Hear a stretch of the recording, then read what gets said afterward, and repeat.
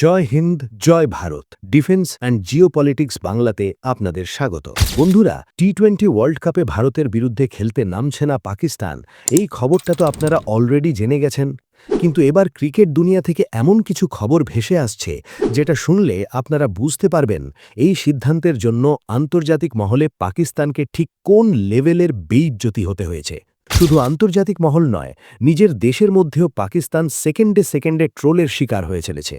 আসলে আইসিসি ও ভারতের কাছ থেকে যৌথভাবে লাথি খেয়ে পাকিস্তান গোপনে ৮টি দেশের ক্রিকেট বোর্ডকে সঙ্গে নিয়ে নিজেদের একটি অল্টারনেট ক্রিকেট কাউন্সিল গঠন করতে গিয়েছিল।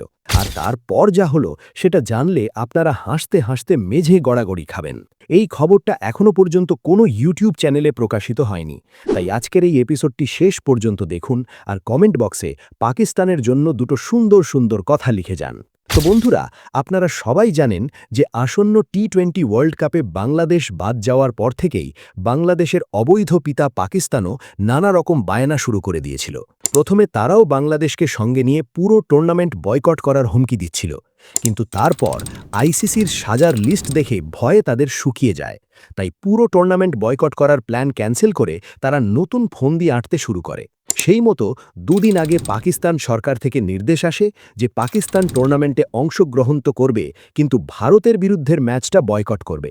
তাদের মতে আইসিসির সবচেয়ে বেশি রেভিনিউ আসে ভারত পাকিস্তান ম্যাচ থেকে, তাই এই ভারত পাকিস্তান ম্যাচ না হলে আইসিসি নাকি চরম আর্থিক ক্ষতির মুখোমুখি হবে এবং উপায় না পেয়ে পাকিস্তানের হাত পা ধরে সাধাসাধি করবে আর পাকিস্তানের সমস্ত দাবি মানতে বাধ্য হবে। এই প্ল্যানিং ফাঁস হওয়ার পর আইসিসিও নড়ে চড়ে বসে এবং পাকিস্তানকে নিজেদের অওকাত দেখিয়ে দিয়ে বলে, পাকিস্তান যদি ভারতের বিপক্ষে বিশ্বকাপের ম্যাচ বয়কট করে তাহলে আইসিসি তাদের বিরুদ্ধে একাধিক শাস্তিমূলক ব্যবস্থা নিতে পারে। সাধারণত আন্তর্জাতিক ক্রিকেট কাউন্সিলের নিয়ম অনুযায়ী কোনো দল যদি নির্ধারিত ম্যাচ খেলতে অস্বীকার করে সেটা ফরফেট হিসেবে গণ্য হয় এবং প্রতিপক্ষ দলকে সরাসরি 2 পয়েন্ট দেওয়া হয়। কিন্তু এর বাইরে পাকিস্তানের আরও কিছু বড় শাস্তি হতে পারে, যেমন 1.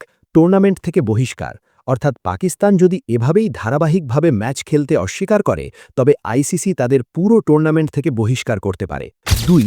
ভবিষ্যৎ টুর্নামেন্টে নিষেধাজ্ঞা, মানে গুরুতর ক্ষেত্রে পাকিস্তানকে ভবিষ্যতের আইসিসি ইভেন্টে অংশগ্রহণে নিষেধাজ্ঞা দেওয়া হতে পারে। 3. আর্থিক জরিমানা। ভারত পাকিস্তান ম্যাচ বিশ্ব ক্রিকেটের অন্যতম বড় আকর্ষণ।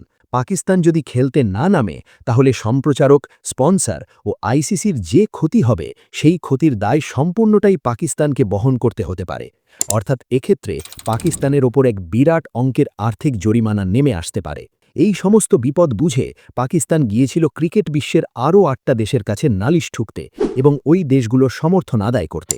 তাদের প্ল্যান ছিল এই 8টা দেশকে সঙ্গে নিয়ে তারা আইসিসির মতো একটি অল্টারনেট ক্রিকেট কাউন্সিল গঠন করবে। এই উদ্দেশ্যে তারা চীন, Bangladesh, United Arab Emirates, Oman, সৌদি আরব, আমেরিকা, ওয়েস্ট ইন্ডিজ ও জিম্বাবুয়ে ক্রিকেট বোর্ডের সঙ্গে যোগাযোগ করে। কিন্তু পাকিস্তান মাঝে মাঝে এই দুনিয়ায় তাদের অকাত ঠিক কতখানি তা ভুলে যায়, তারপর পুরো দুনিয়ার কাছে নিজেদের বেইজ্জত করিয়ে শান্ত হয়। ঠিক এমনটাই ঘটল এই ক্ষেত্রে।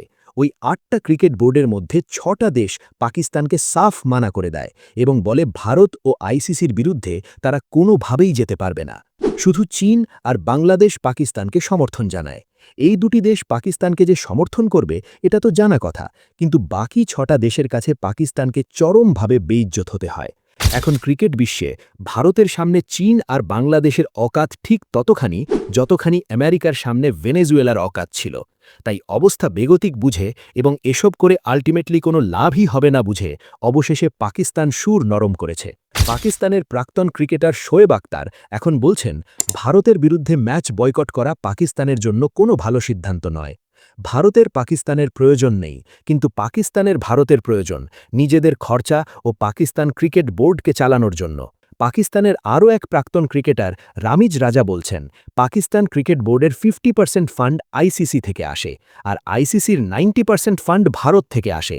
তাই কাল ভারত যদি বলে তারা পাকিস্তান ক্রিকেট বোর্ডকে ফান্ড করবে না তাহলে পাকিস্তান ক্রিকেট বোর্ড কোল্যাপস করে যাবে।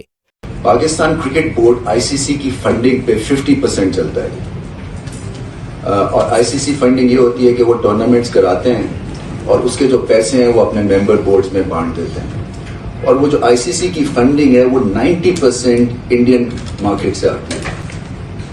सो हमें एक तरह से इंडिया के बिजनेस हाउसेस पाकिस्तान क्रिकेट को चला रहे हैं। और कल को अगर इंडियन प्राइम मिनिस्टर ये सोच ले जी कि हम पाकिस्तान को फंडिंग नहीं देंगे, तो ये क्रिकेट बोर्ड जो है ये कोलैप्स भी हो सकता है। এমনকি অস্ট্রেলিয়ার ক্রিকেট বিশেষজ্ঞরাও বলছে যে পাকিস্তান ক্রিকেট বিশ্বের রেলিভেন্ট শুধুমাত্র ভারত পাকিস্তান রাইভালরির জন্য। পাকিস্তান যদি ভারতের বিরুদ্ধে ম্যাচই না খেলে তবে ক্রিকেট বিশ্বে পাকিস্তানের আর কোনো অস্তিত্ব থাকবে না। More. But the problem for Pakistan now is that it kind of leaves them nowhere to go except into a sort of a further degree of isolation. Pakistan's relevant to the rest of the world cricket because of the rivalry with India. If they don't play, then who's in their corner? Bangladesh? নিজের দেশের মধ্যে এবং আন্তর্জাতিক মহলে এত pressure feel করে পাকিস্তানের এখন লিটারালি ছেড়ে দে মা কেঁদে বাঁচির মতো অবস্থা। তাই হিন্দুস্তান টাইমসের রিপোর্ট অনুযায়ী পাকিস্তানের এই ভারতের বিরুদ্ধে ম্যাচ বয়কট করার হুমকি একটি হলো থ্রেট ছাড়া আর কিছুই নয়। টুর্নামেন্টে অংশ নিয়েও ভারতের বিপক্ষে ম্যাচ বয়কট করলে তারা শুধুই 2 পয়েন্ট হারাবে, যা তাদের সুপার 8-এ পৌঁছানোর সম্ভাবনাকে ক্ষতিগ্রস্ত করবে। এই কারণেই ক্রিকেট বিশেষজ্ঞরা মনে করছেন শেষ মুহূর্তে পাকিস্তান সরকার তাদের অবস্থান বদলাবে এবং ভারত পাকিস্তান ম্যাচ অনুষ্ঠিত হবে, কারণ এটি শুধু 2 দেশের জন্য নয় বরং বিশ্ব ক্রিকেটের জন্য সবচেয়ে বড় হাইলাইট। বর্তমানে পাকিস্তান দল ইতিমধ্যেই কলম্বোতে পৌঁছেছে এবং আইসিসি এখনও আনুষ্ঠানিকভাবে কোনো পরিবর্তন ঘোষণা করেনি। অর্থাৎ গাধা যেমন জল খায় কিন্তু একটু ঘুলিয়ে খায়, তেমনি পাকিস্তানও ভারতের বিরুদ্ধে খেলবে, কিন্তু পুরো দুনিয়ার সামনে বেইজ্জত হওয়ার পর খেলবে। বন্ধুরা, আপনারা কি মনে করেন, পাকিস্তান কি ভারতের বিরুদ্ধে খেলবে নাকি আরও নিজেদের বেইজ্জতি করাবে? কারণ এই 2 ছাড়া পাকিস্তানের কাছে আর কোনো অপশন নেই। আপনাদের কি মনে হয় কমেন্টে জানান। ভিডিওটা লাইক করুন, শেয়ার করুন আর চ্যানেলটা সাবস্ক্রাইব করুন। দেখা হবে পরের ভিডিওতে। ধন্যবাদ।